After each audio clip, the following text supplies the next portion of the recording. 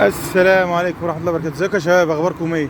قبل كده احنا كنا سمعنا عن موضوع الناس اللي بتيجي على تأشيرات الدرجات البخارية طلبات توصيل، واللي شغالين على تطبيقات طلبات توصيل.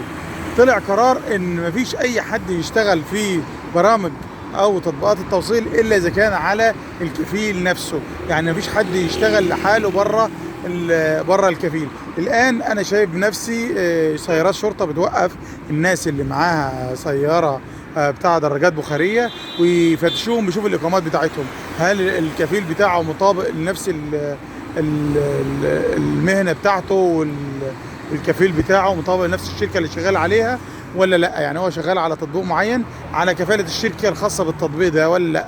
ان اي حد بيتمسك شغال على غير الكفيل بتاعه خاصه في التطبيقات ديت بيتم طبعا غرامات، واحيانا ممكن يتم توقيف الشخص والدراجه اللي معاه. فده تنبيه للناس، اي حد يا اما جاي لسه جديد او جاي يجي على الكفاله بتاع شركه التطبيق نفسه، ما يجيش يشتغل لحاله بره. ده تنبيه علشان الناس تاخد بالها، والناس اللي شغاله الموضوع ما عادش فيه هوجاء، الموضوع شغال نظامي.